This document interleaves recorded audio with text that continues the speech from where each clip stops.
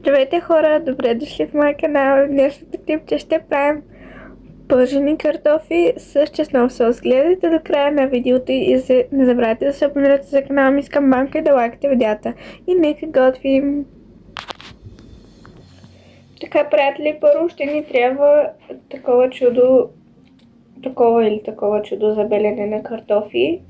След това ще ни трябват картофи. Може 2, може 5, може 6, но най-много 9. Ако е за по-големи порции, може и повече, но аз ще направя с 2 картофа.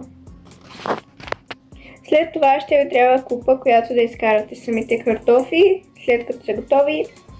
И нека вземем картофите и ги обелим.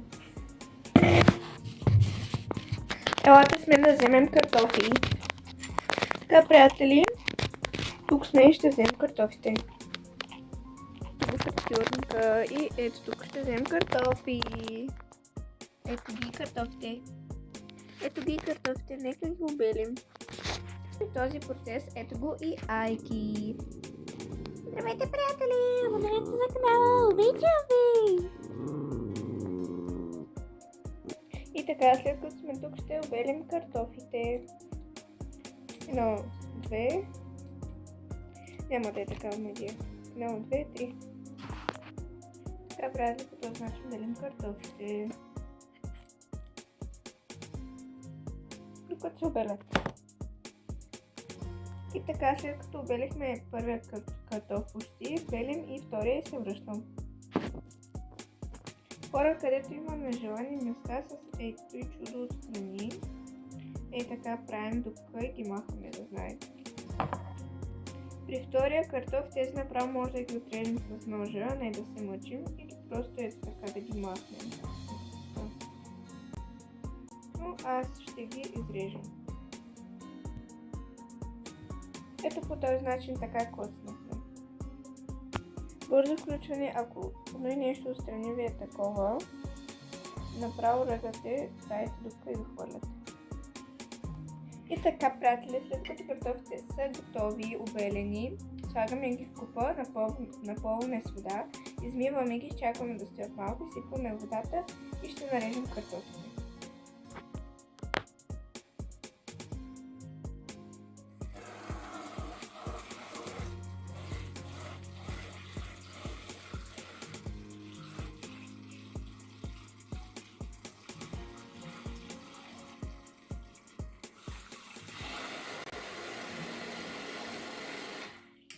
Пълним ето по този начин и изчакваме картофите малко да седят.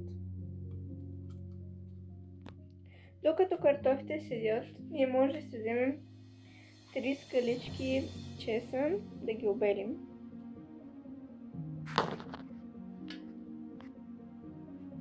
И чесънът ни е готов, приятели. Казах 3, обаче 3 ще ми е много, така че добре. След като картофите поседяха малко, изсипваме водата и ще режем картофите.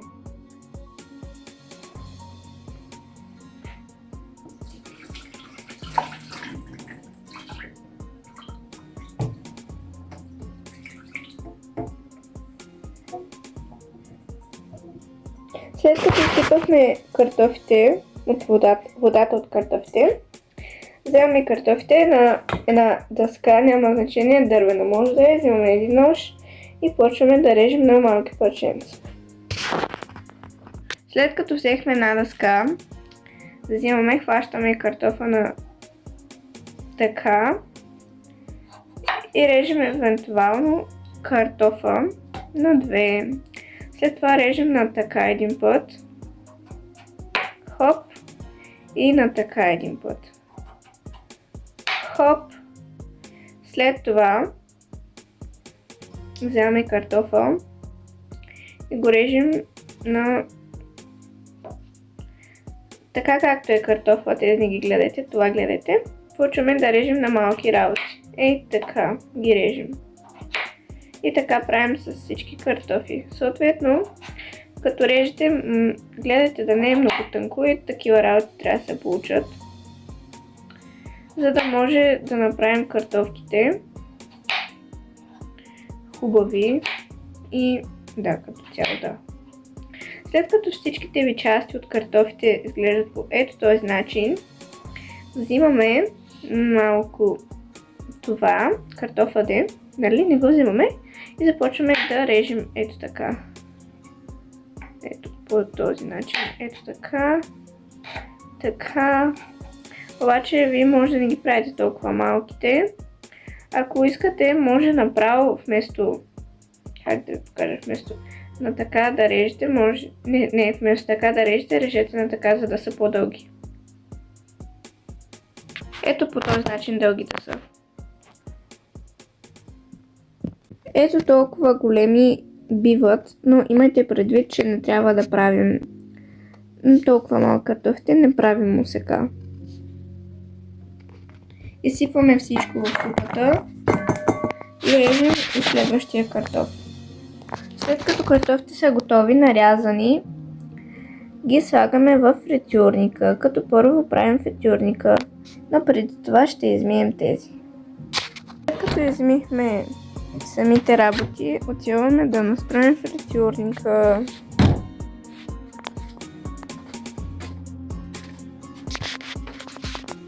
Включваме го в кабела. След като е включено, го оставяме тук настрани. И след това се ориентираме. Включваме копчето On. Завъртаме на 180 градуса. И изчакваме докато самото олио загрее. Докато самото олио загрее, ние може да си направим чесновия сос. Вземаме една малка купа чесън.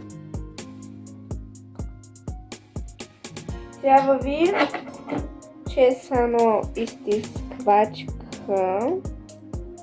А да е такова чудо, де тук слагаш чесън с ето нещо и така мачкаш. Така да вземаме чесънчето, пъхваме едно чесънце тук вътре. Правим така. Жит. И натискаме по този начин.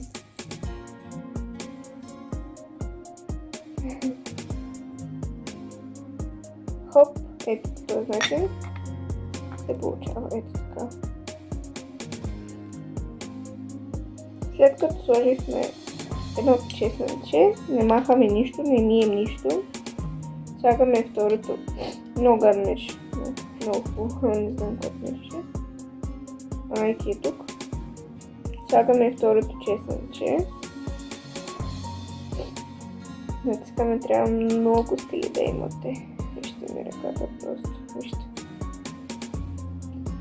Да. Това е.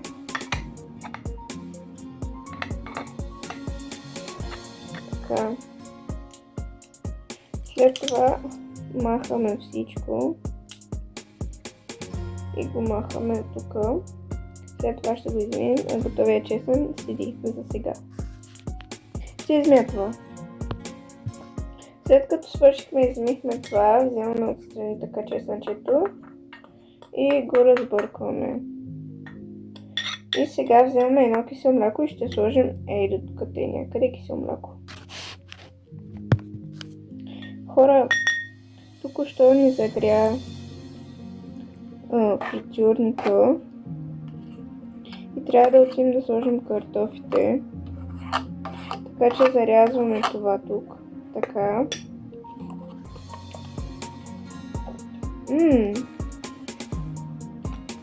Много е кисело. Зарязваме киселото мляко. След като го разбъркваме,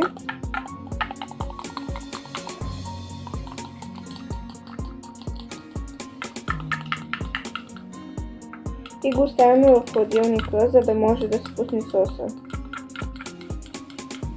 И ние отиваме да сложим картофите, защото загря олиото.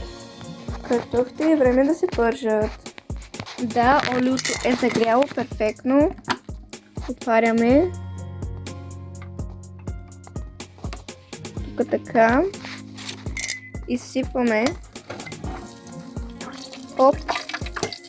Гледайте, хора, да не ви капе, защото олиото е ужасно. Разбирате ли? Слагате по този начин. Ей. Оу. Давате пръст надолу и затваряте и чаквате 5 минути. След като сложихме това, картофите 16 ще ги извадим. Сега ще се подмием купата, за да може да изкараме картофите. След като подмихме купата, изчакваме само картофите. Киселото мляко е в хладилника, разбъркано е, пускате соса и да. Да се върна, когато ще изкараме картофите. С картофите май са готови. 16 е. Нека да видим какво се е случило с тях. Пуши, но... О, леле, майко! Ау! Изключваме го. Изключваме и това. Картофите даже са изгорели за 3 минути, хора!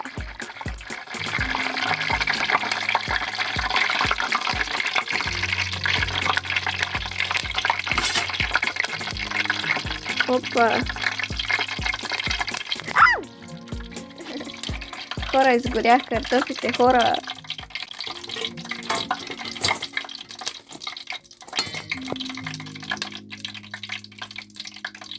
Картофес изгорехи.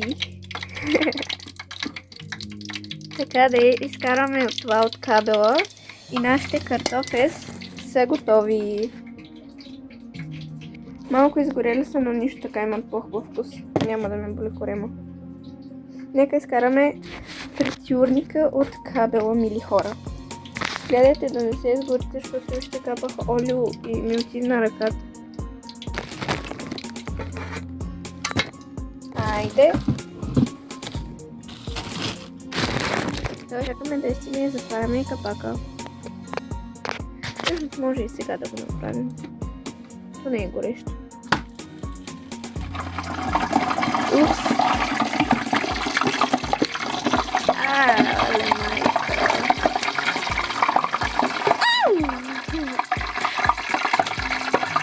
Не, хора, не. Не знам какво се случва. Хора, след като изключихме фритюрника, ще го чакаме 10 минути и тогава ще го затворим да спре да чушка картофите са ми тук. И сега ще ви покажа готовия резултат. Тези хора, след като картофите са ни готови, може да ги подсладим с малко сол, разбира се.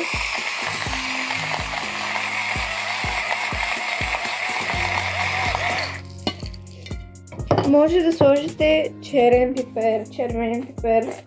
Хора, видяхте ли, за 3 минути картофите изгоряха. Можете ли да вкарвате? Опа! Тей. Слагаме още какво ще сложим. Черен пипер. Хоп. Тей. След това може да сложите малко и пепа. Шарено сол, може. Да. А да вкусявате картофите. С каквото ви иска душата. След като вкусихте картофите и всичко, мили хора, чакате 10 минути, вадите чесъна. Изваждате чесъна, приятели, разбърквате го. То вече сигурно се е пуснало соса, но колкото повече стои, толкова по-люто става, да знаете. И картофите са готови. Взимате виличката, хапвате картоф, такова и ядете. Приятно! Благодаря ви, че гледахте. Абонирайте се за канала ми, лайкате с камбанка и за още рецепти кажете ми ако искате. Чао!